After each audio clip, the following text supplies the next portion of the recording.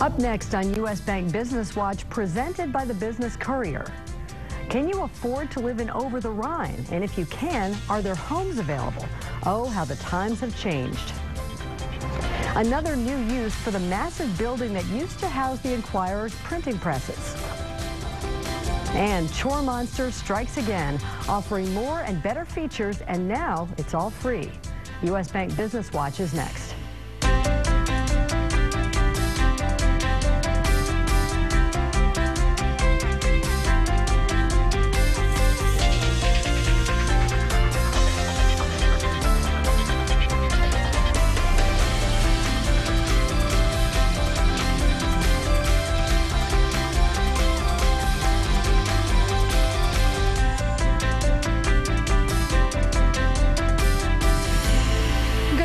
Welcome to U.S. Bank Business Watch. I'm Peg Rasconi. On the Business Courier front page centerpiece this week, the new value of over-the-Rhine housing. Some of our area's priciest homes per square foot are not in the region's most upscale city neighborhoods or freshly built suburbs far from downtown.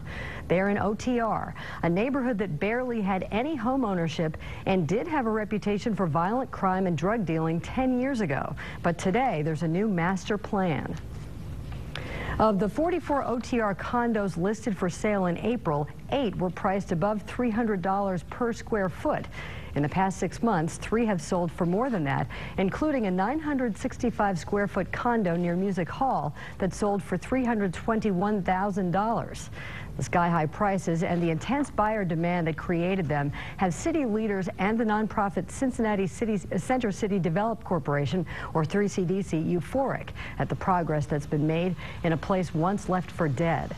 That 3CDC has succeeded in spectacular fashion is beyond question, but the prices also have real estate agents, developers, and residents wondering whether the neighborhood is being rebuilt quickly enough for Cincinnati to ride a wave of people wanting to return to live in the urban core. This year, 3CDC projects it will put 93 condos and 67 apartments on the market. Well, this story has so many parts and is so important to our region that the Business Courier put 2 reporters on it. Reporters Chris Wetterick, and Tom Demaropoulos joined Business Watch producer Kelly Leon in the studio with more. Thanks, Peg. Thanks, Chris and Tom, for being here. Full disclosure, I used to work for 3CDC, so, I'm a big believer in what they do and how they do it. And I was very interested to see that the Business Courier put 2 reporters on this story. Tell me about the thinking behind why you all thought this was a big, important story. Well, the $300 price point, $300 per square foot price point really stuck out to us as being something that the city hadn't really seen in quite a long time, and that regionally that's a big price point. So we wanted to look in and see why that was. And what did you find out? It just shows how much demand there is for for people wanting to live in this part of town. It's just been incredible the way rates have increased in Over the Rhine in the past couple of years. The other point you make in the article is keeping up with that demand. What did you find there? We found that there are some people that are concerned that there's not enough housing being built quickly enough in this kind of housing, this market rate housing. Right, this market rate housing. It was interesting because as we were going to press on Wednesday with this story, 3CDC came out and said, well, we're thinking about selling some of our land to other developers, and not so much land, but the buildings and properties that they own. So that was really interesting that they were thinking about that as we were writing, and they ended up deciding maybe they were going to go ahead with that. And the other interesting thing I thought in the article was Chad Munitz with 3CDC talked about the need to keep this neighborhood for all socioeconomic levels. Right. I think there's some concern by some people that, driving low-income folks out. What did you find in terms of keeping this neighborhood as diverse as possible? Well, that hasn't changed at all. That's always been the goal for 3CDC, and that's something that they are adamant about maintaining in that neighborhood. And that's really not what we found when we were doing our reporting. We just found that the market rate housing continues to go higher, that there's higher and higher in demand, and that there are more and more people in different segments of life that want to live there. Families, young professionals, empty nesters, they all have an interest in being down and over the Rhine. And the mayor was saying how this could have a ripple effect on other neighborhoods. Talk about that just briefly. Yeah, when we talked to the mayor, he was you know, he's a guy that favors all the neighborhoods in Cincinnati. Yeah. You know, that's what he campaigned on for sure. And you know, his viewpoint is that okay, if some people end up being priced out of Over the Rhine, that's good for Mount Auburn. That's good for, you know, CUF. Those are, you know, those are neighborhoods that surround Price Hill. I think you mentioned. Yeah. Right. Yeah. So that's good. Then that'll, you know, that'll have a ripple effect. People will still be able to live near all of this fun stuff in Over the Rhine, but it'll help other neighborhoods that might be struggling. Yeah. All right. Well, thanks, guys, so much. Great story. If you haven't had a chance, be sure to read it in the print edition. Peg, back to you. All right, Kelly, Tom, and Chris Wederick, thanks.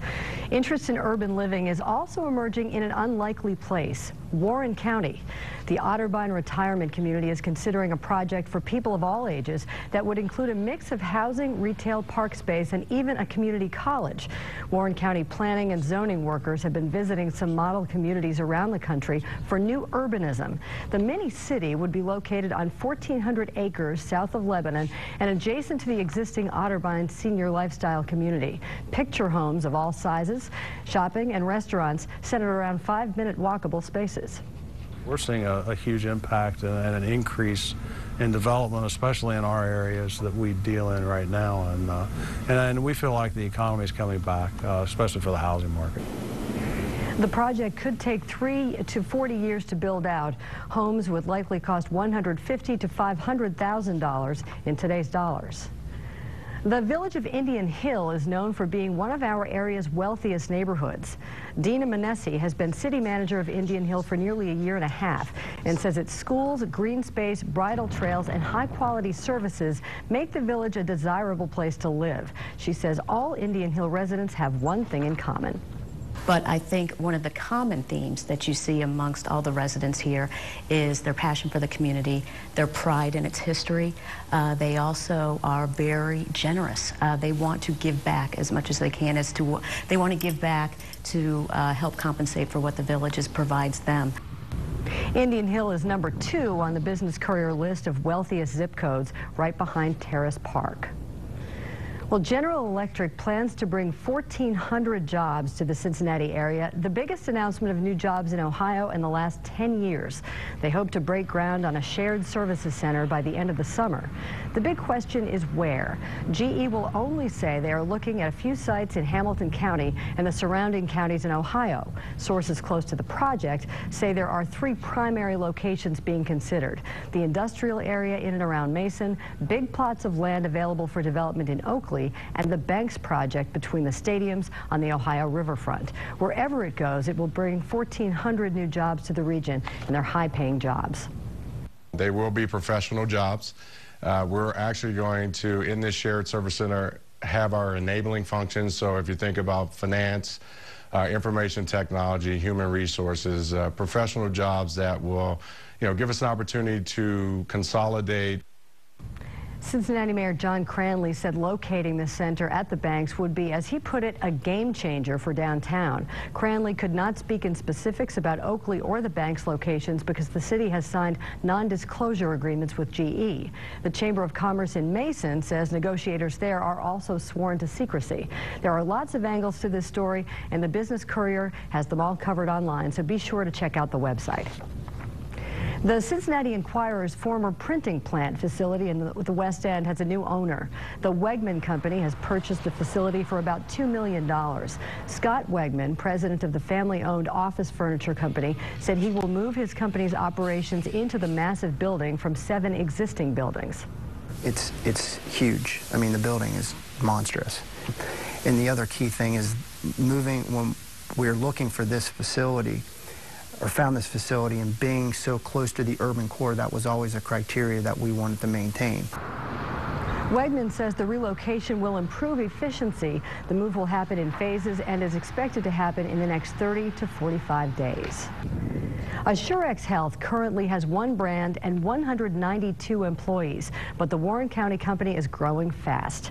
The Assurex brand is GeneSight, the genetic test that Assurex Health develops to determine the best medications to treat patients with depression, ADHD, and other neuropsychiatric disorders or chronic pain. Jenna Droso spent 25 years at Procter & Gamble, rising from a brand assistant to become group president of global beauty care.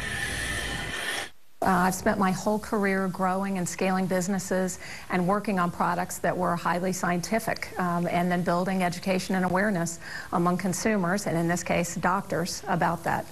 But certainly we're more hands-on here. We don't have the level of resources that a P&G does, and so we all roll up our sleeves and get things done every day. Drosas has been with Assurex since August and was connected to Assurex through CincyTech, a public-private seed-stage venture capital investor.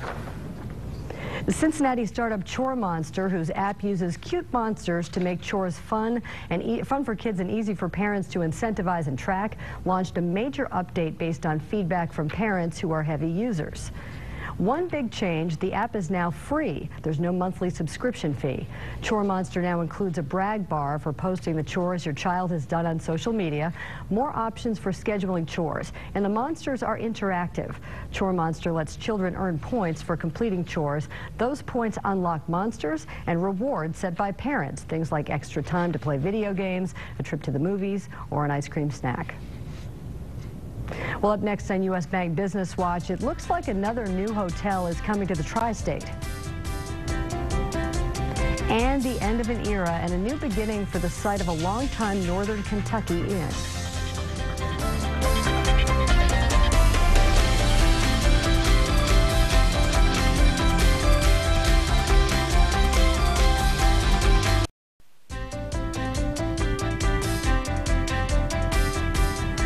Some news you may have missed if you're not reading the Business Courier online every day or following us on Twitter and Facebook. The trial for Hamilton County Juvenile Court Judge Tracy Hunter is set to begin Tuesday, September 8th in Hamilton County, despite a request for a venue change. She had pleaded not guilty to 9 felony counts, including tampering with evidence, forgery, theft in office, having an unlawful interest in a public contract, and misusing a credit card. A hearing on all motions in the case, including the change of venue request, will be held on June 5th. Her attorney claims pretrial publicity has tainted the juror pool. Procter & Gamble is getting out of the pet food business. Mars is acquiring P&G's Iams, Eukanuba, and Natura brands in North America, Latin America, and certain other countries for $2.9 billion. Mars is better known for its candy brands, but also owns some pet care brands, including Pedigree. Procter & Gamble says getting out of the pet care category is part of its strategy to concentrate on its core business.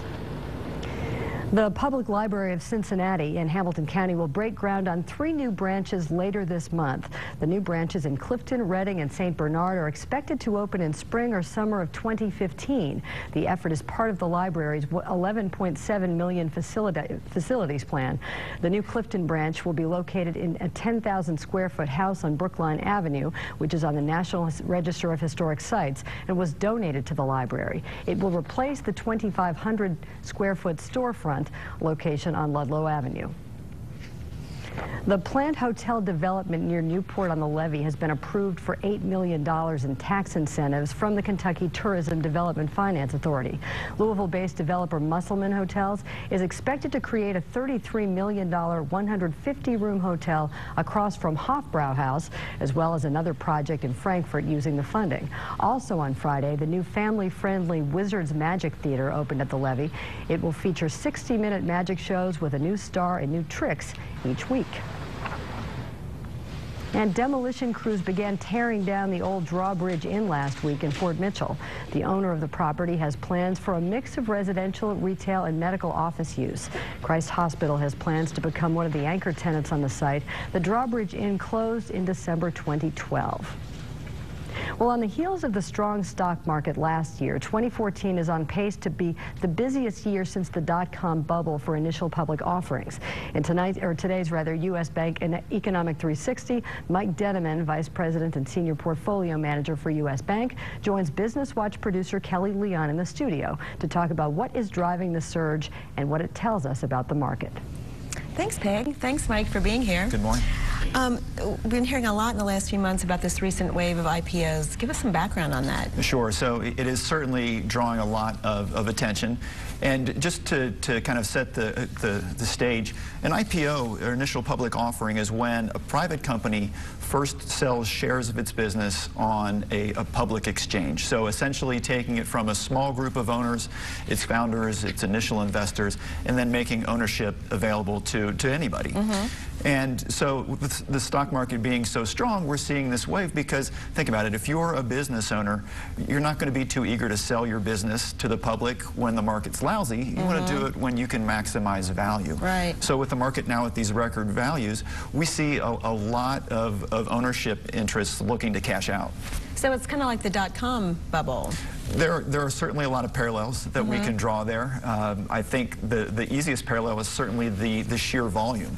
We had more than 60 in the first quarter, which puts us on pace to have the busiest year since the dot-com bubble burst. And certainly many of these companies coming to market are technologies. We see names like Grubhub and King Digital, which makes the Candy Crush game. Oh, gosh. But there are a lot of more established brands as well. La Quinta Hotels, for instance, just came to market. And in fact, we're seeing that these companies are more established than in the past. The average age for a company coming to market this year is 13 years. So these aren't your stereotypical overnight startup type companies. But at the same time, many of them have yet to turn a profit. So fully 2/3 of these companies coming to market are not yet profitable. And that's a little concerning because that's a level equivalent to what we saw at the height of the dot-com bubble. So give us some advice. What does this tell us about the market? What should we do? It depends on who you ask. Okay. There are some market observers who say that this is very good for the market, that it's a sign the market's healthy, that the market's growing. In fact, we've seen that many of the companies coming to market this year, they have jumped on average by about 20% on their first day. So that's a sign that there's certainly demand out there. But then there are analysts who are also being very cautionary, saying that this is a worrisome sign, that it's the classic example of a market top. And we've been down this road before, and we've seen how it ends. So it's too soon to decide who's right on that count, but I think we can certainly expect to see a lot more IPOs in the coming months. Well, fortunately, we have U.S. Bank to keep us informed and up to date. Thanks so much, Mike. We appreciate you and U.S. Bank. Thanks, Kelly. Peg, back to you. All right, thanks, Kelly and Mike. And still to come on U.S. Bank Business Watch, Closing the Health Gap, how you can become a part of a major public awareness campaign that could save lives. And congratulations to Jason Dunn, Director of Multicultural Affairs for the Cincinnati USA Convention and Visitors Bureau, another of our 40 under 40 honorees.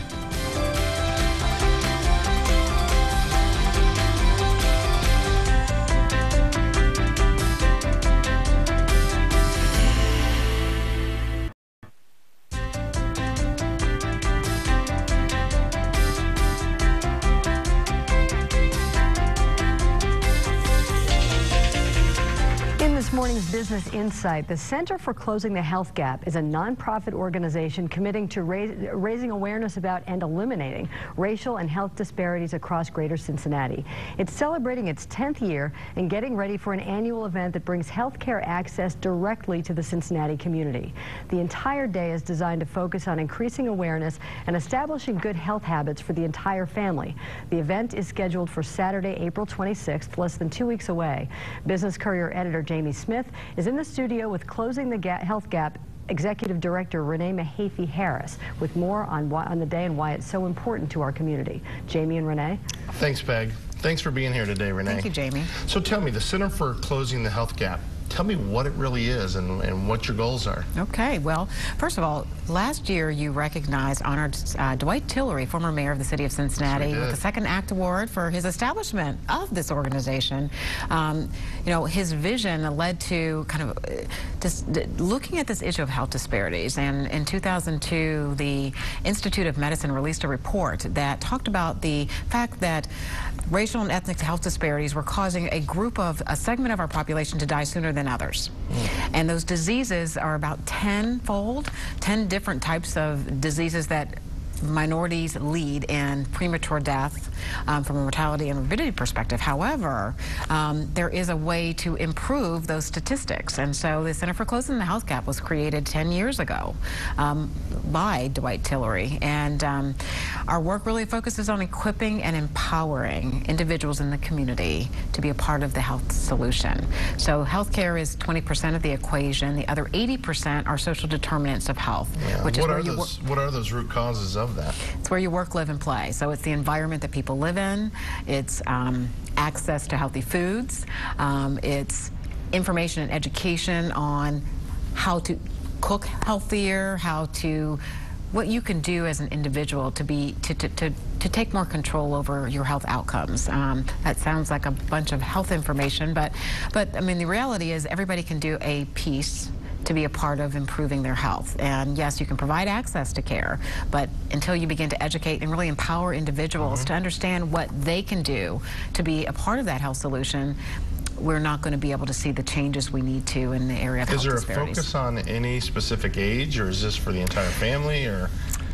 I'm glad you asked that question. Our disease focus is obesity. Okay. Because obesity is a root cause of many types of heart disease, stroke, diabetes, and some forms of cancer. And so we look at the entire family. The child, the adult, the parents, everyone really is at stake here. And so you really have to change that lifestyle. 50% of health is the lifestyle. Yeah. It's the behaviors that we learn before we're really walking, and really being able to inform people on how to change those behaviors. And frankly, health disparities as an issue is one that is going to affect the business community very dramatically in the years to come. Right now, it's an $82 billion cost expense in 2009 from Johns Hopkins, from a report that they issued. But that projection shows that by 2050, it could be $363 billion cost. So from a business perspective, if the racial and ethnic disparity is impacting a population that's going to represent the majority of the population by 2050, well, obviously, you're going to have to begin to look at preventative strategies, and so that's what we do. Well, the expo that's in Washington Park, that's your big event of the year. Tell me a little bit about what that's going to do. Well, you know, it is the event where we're able to focus on all the work we do on a daily basis, teaching people how to eat, move, and live right through our Do Right campaign. So at that event, people will have access to over 14 different free fitness demonstrations. And I think the big piece, and when you talk about health care and access, is free health screenings. And those free health screenings are made possible by our partners from the health industry locally. They provide the screening materials for free, and then physicians, nurses, health professionals, people from the various community colleges, students volunteer their time to conduct over 20 different free health screenings for both adults and children. That's great. We have a children's pavilion, which will feature activities for children under physical activity and healthy eating. Wow, we have this year, just to get people to really think about how easy it is to be physically active. That's great. We have the wobble. It's a line dance, right? Yeah, and so we invite everybody down. You should come on down. I'm looking forward to it. I'm going to come down on the 26th again at Washington Park. That's we have the details on the screen. Wonderful. Thanks for being here today, and thanks for making our city a better place to live. Well, thank you for having us. All right. Peg, back to you. All right. Thanks, Jamie and Renee, and congratulations on 10 years. Well, thank you for joining us this morning for U.S. Bank Business Watch. We'll be back next Sunday and every Sunday morning at 6:30 here on Local 12 and 10 a.m. on the CW. For more business news all week long, please visit the Business Courier online and sign up for our daily emails and follow on Twitter and Facebook. Our address is CincinnatiBusinessCourier.com. I'm Peg Rasconi. Hope you have a great Sunday.